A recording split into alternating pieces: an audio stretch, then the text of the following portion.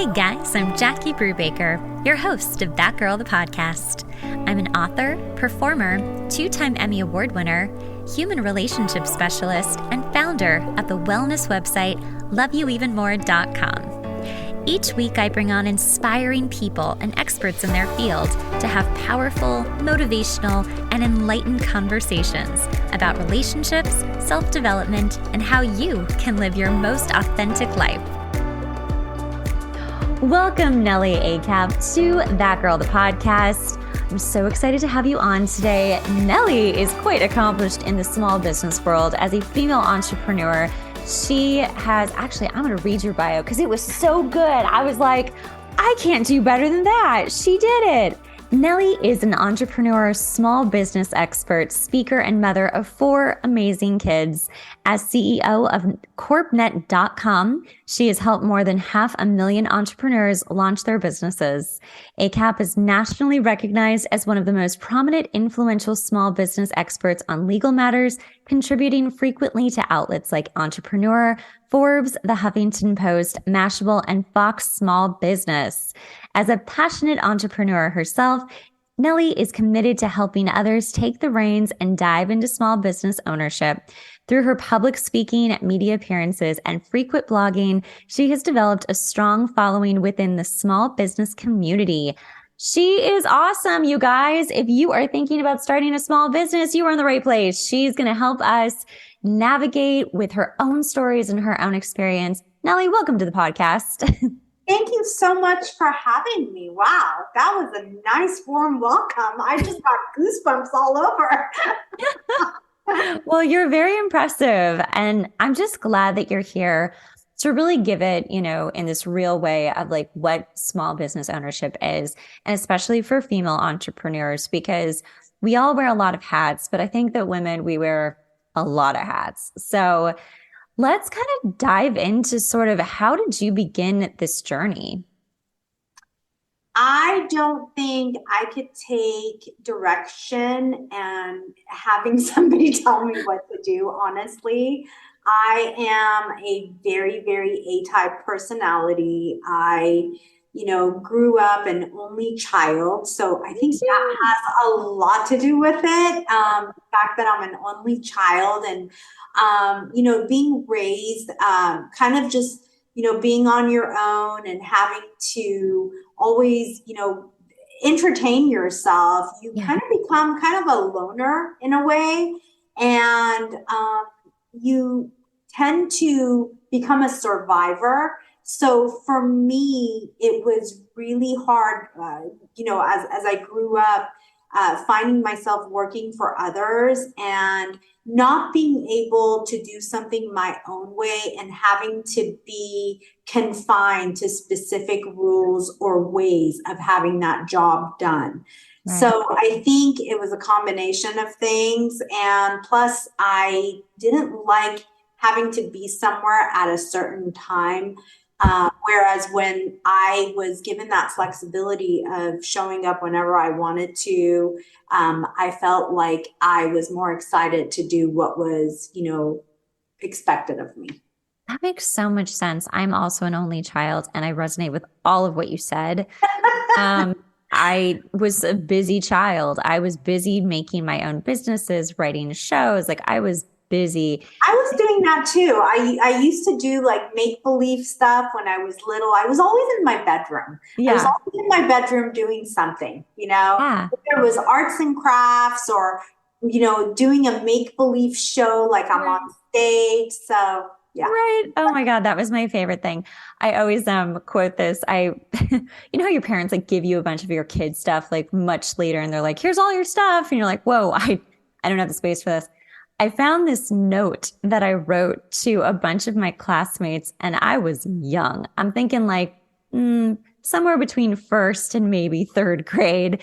It is poorly spelled, but I would put these shows on and I would like audition and cast people and like write scripts.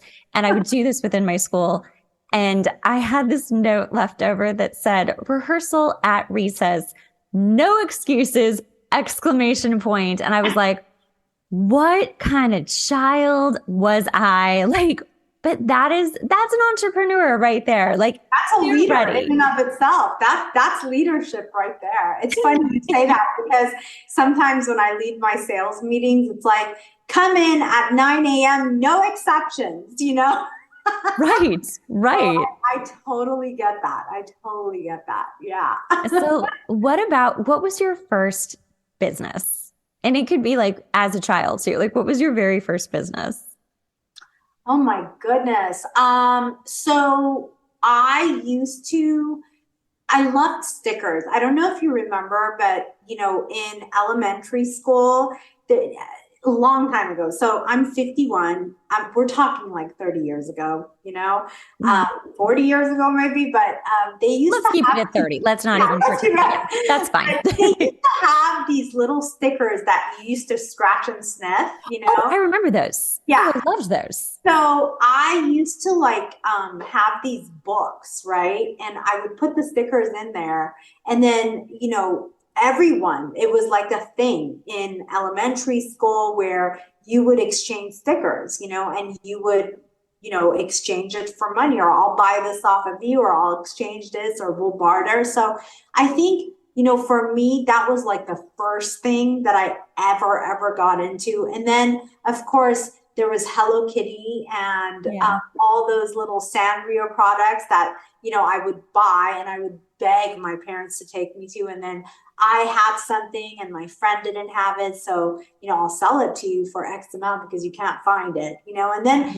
it kind of grew into me working in my parents' businesses.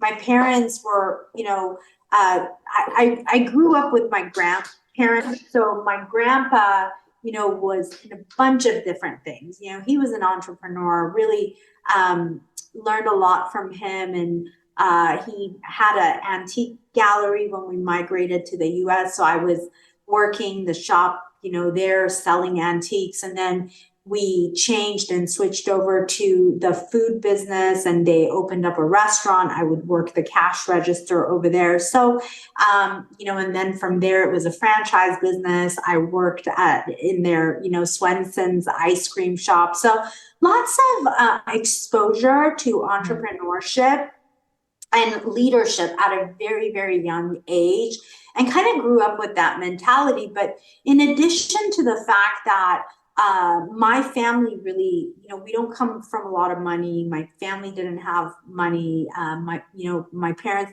got divorced at a very young age. My mom always had to kind of support herself, myself, so it was always hard to make ends meet. So I was very much at a very young age, seeing the struggle that my family had to go through to make ends meet. So, that whole making ends meet, and that kind of hustling kind of, I guess, was ingrained within me at a very young age, coupled with the fact that I had to kind of take care of myself. I was abandoned at a very young age. My mom was young. I love her to death and no problems with her. I've forgiven her. But they were young. My mom had me when she was really young. So she didn't know how to raise a child. And so I kind of had to take care of myself in a lot of ways. And I truly believe that when you're, put into that type of a situation, you truly become a survivor. And you kind of like your nervous system is like, okay, what's next? What do I got to do? What I got to do? And I think I thank my parents. I thank them for everything that they went through, because I wouldn't be the person I am today if I didn't go through all that stuff. I wouldn't be as successful as I am today. I wouldn't be as sharp as I am today. I wouldn't be as a go-getter as I am today, and I wouldn't be able to be on this podcast with you inspiring others. So I'm really grateful, but there is a certain thing to be said about, the path that you embark on. Truly, every bit of it, every instance of it is an educational piece, and it's kind of like a pathway um, for you to learn from and to grow from. I love that you brought that up because that is not talked about enough, I think, with entrepreneurs and just how difficult they're. I mean, Tony Robbins is he has a very I distinct love him. story. I love him. Same, I you know, love him. and I love that he shares that story because it suddenly makes him so human. And you're just like, oh, okay, like here's this big, guy who seems like he could do anything he's ever wanted, but he like really had this really hard upbringing, and so many people do. And then I think that there is a lot of shame in it. And I'm really grateful that you're telling your story, that it isn't like, oh, this happened to me. It's, yes, this happened to me. And I took from it the best I could and made myself better. I created a world that I wanted to live in and like a life that was powerful, instead of going the opposite direction. Well, and it's funny that you bring up shame, because I think every one of us has to go through that period of time where, you take that shame and it's like, okay, when are we going to deal with the demons? Mm-hmm. Because the shame turns into, it becomes so it becomes so strong, and it kind of takes over your life, whereby some people self-medicate through some sort of chemical addiction, and other people go through depression and anxiety and some sort of process addiction. Right. And so I think, every one of us, has had some shame. And I think the sooner you come out and you deal with that shame, the more freer you're going to be, and the more closer you're going to be to all the, goals and aspirations and dreams that you want to achieve. Because when you're having to deal with that kind of demon inside of you, and it's kind of just lingering around, Mm-hmm. it's not setting you free to be the best that you can be in your life. So for Yeah. those of you listening out there, we all have shame, and no judgment here. I'm not Mm-mm. perfect by any means. In fact, I call myself perfectly imperfect, and, the sooner you face those demons and, you process that shame, it's just like a way of setting yourself free, and that's really helped me. It's really, really, really kind of became in the forefront of my life within the past 3 to 4 years, with the onset of COVID happening, and kind of like, holy moly, like we're not able to do anything, it's just kind of us and our homes, and having to sit in that discomfort and Mm-hmm. not having anything to distract with. And you have to deal with it, at one time or another. It's like, okay, let's get this show on the road, It was the ultimate timeout for everyone yeah, yeah. to go sit in the corner and think about what you've done, good and bad.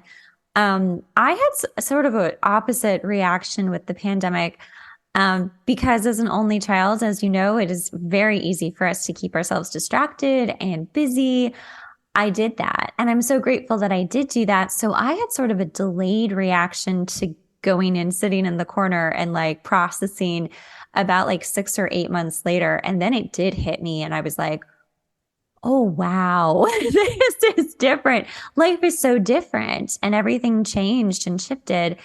And let's actually talk a little bit about how your life will shift and alter when you embark on starting a small business. Because, like we mentioned before we got on the podcast, people, I think, have this idea of I'm going to be an entrepreneur, I'm going to start my new business, and I'm going to get all my cute stationery and all my cute stuff and my business cards. I'm going to make my website, and it's going to be so exciting. And listen, it's fun, right? But they throw way too much money into it, first of all. B, there's like a crazy kind of fantasy expectation. And and I know that that's going to come down real hard if you're not prepared for it. So let's kind of talk about that and also how your life will shift once you start your business. So you know, I know that, a lot of us may not have kids, okay, but the easiest way I can kind of define, giving birth to a small business and starting a small business, it's like giving birth to a baby, or in your case, because you have fur babies, owning an animal, Yeah. like when you bring a new dog or cat into your home, you got to train them. Mm. You got to feed them. You got to water them. Very, very, very similar to starting and owning your own business. Starting a business, yes, it's great. You get to call yourself a boss. You get to call yourself a boss babe or woman CEO. And you know what? At the end of the day, yeah, for me, yeah, I'm called a CEO of CorpNet, but I'm a small business owner and my name is Nellie. I identify with Nellie, a small business owner who is in the trials and tribulations of owning a business, running a business, and stomaching all the highs and lows that go into starting a business, growing a business, and running the day to day. And I'll tell you, I've been an entrepreneur most of my life. I went to, I did the whole 9 yards when it came to education. I went and got my degree from Cal State Northridge in business administration with an emphasis in sales and marketing. Then I went to get my graduate degree, and I'm a Juris Doctorate in law. And then it was like, okay, here I am. I'm a lawyer now. I graduated law school and I have all these, student loans to pay off. And the entry level for a lawyer who just graduated is not going to support the type of lifestyle that my husband and I want to envision for ourselves. So what are we going to do? So I started my first company, and I'll tell you, my first company, like the minute we put up a one-page website, like we didn't even have to answer the phone. It was the right place, the right time, the birth of the internet, at the birth of the internet, 1997. And we were bombarded with orders, Wow. Fast forward 2005, grew the company to where it was doing nearly $1 million in gross sales revenue. We got acquired by a publicly traded company. Easy breezy. Like literally, I can sit here today and tell you, I didn't even have to work hard for it. Yeah. It was like God just put this opportunity in front of me. And, fast forward 2005, we got acquired for a large sum of cash. And here we are with now twins and a third baby, and we got acquired. So we took some time off, focused on our then growing children. Now I'm sitting here going, okay, what am I going to do? I'm too young, I'm too bored, and frankly, I'm too young to take on an early retirement.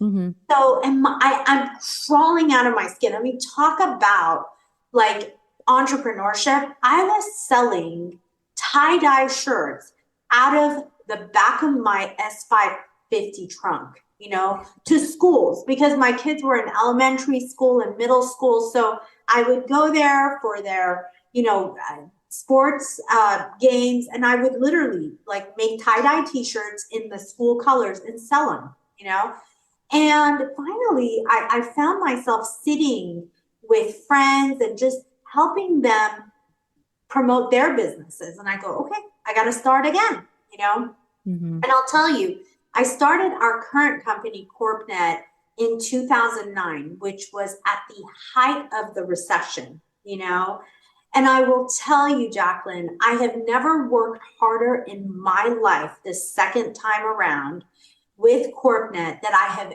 ever worked hard ever in my life. I basically, for the first 10 years of starting and running CorpNet, my husband and I had to pay to work at the company because we came in with this ego, okay, of like, I've done it before. I'm going to do it again, and I'm going to get acquired again.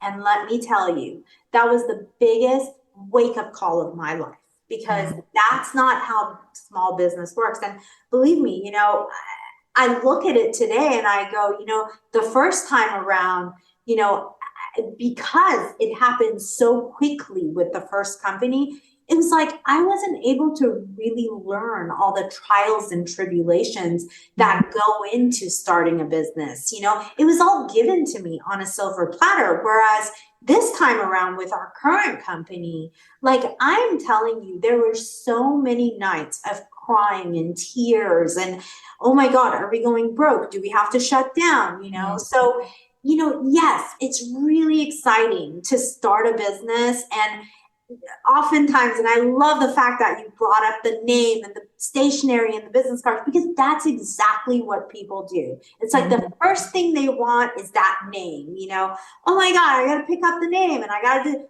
but where's the business plan? Okay.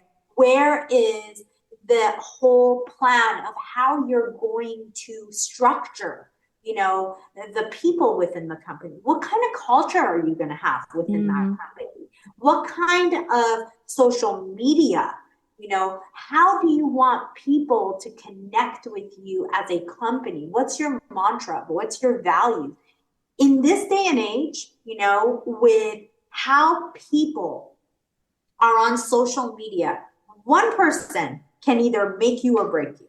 And we see it every day. One person can either make you or break you. So, you know, it's not a simple all-in-one package of an answer, you know? It's basically starting a small business, you know, you have to kind of look at it as if you're giving birth to a child, you know, because you have to birth it, you have to water it, you have to feed it.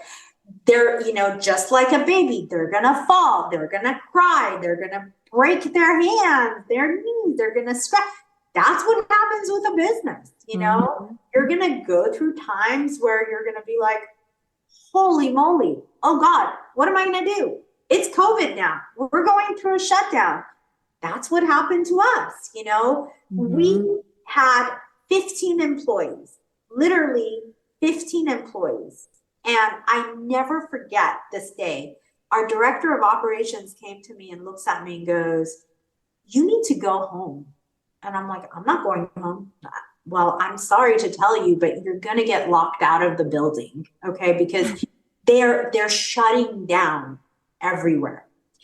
And I'm looking at him like he's like someone from outer space talking to me. And I go to my husband and I'm like, how are we going to feed all these people? You know, what are we going to do? So I had a choice at that moment. I could either look at it as, oh my God, it's the end of the world. It's COVID.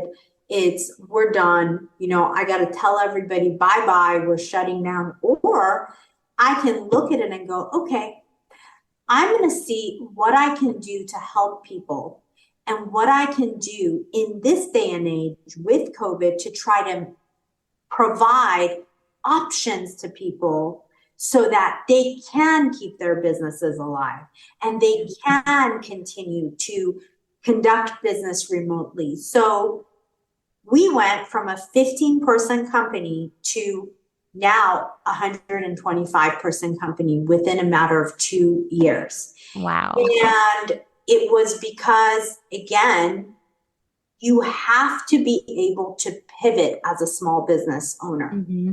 Okay. You can't just sit there when your baby is not breathing and be like, okay, I'm going to just look at you. You know, I don't know how else to do this. That's why I'm going back to the birth of a child. It's like when your son or daughter is choking, what are you going to do? You're going to get up, you're going to react, and you're going to try to do everything you can to help them, you know? And as a business owner, that's exactly what you have to do. You got to be there and you got to give your business whatever it takes. Okay. So that not only you're not failing your team, but you're also not failing your clients and you're listening to your clients. You're giving them something that they're wanting, and it's going to be something that's going to solve a problem, a need out there. And that's what exactly we did. We came out with products and services that were timely and they were, solving a need out there. Right. I think, first of all, I'd love to do a two-parter on this because I have so many more questions that we can't even fit into this. But I don't know what it is about you. I just love you. There's just an energy about you where I think like I could just sit here for days. I mean, I'm inspired just by being on this podcast with you. Oh, girl, thanks. That's so sweet. I'm inspired by you. That's why I'm like, let's do a two-parter. I think there's so much more. Yeah. I think quickly though, I want to seriously dive into, there's so much about business and owning a business and all of that. It is so, so much more than we have time for. But here's a question that I struggled with other businesses or other, career paths that I've done in the past. I'm so interested to know what you think about this. When do you know it's time to stop your business? Great question. And it's when you have literally, so you know what, this is such a great question because I've had businesses where I've had to look at it. I mean, I'm an entrepreneur. Okay. So it's not like I just have CorpNet. I mean, yeah, CorpNet is my baby and it's where I, spend 99.99999% of my life. Okay. This is my main baby, but I do other things. I do lifestyle, I help my kids, I'm a manager for them for whatever they want to do.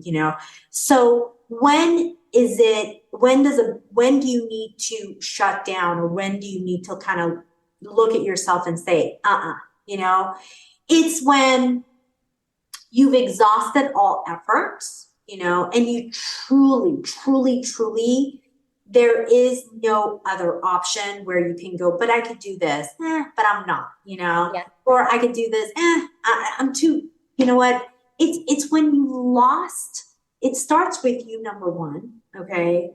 And it's when you don't believe in that product or service or whatever it is that you're doing. Because I'll tell you this is, in my opinion, the number one reason for our success is that in the face of coming back and starting CorpNet, okay, in a market that was completely saturated, okay, because my old company was the exact replica of our current company, okay, and when I told everybody that I was starting back in the same company, people were laughing at me. They're like, you're crazy.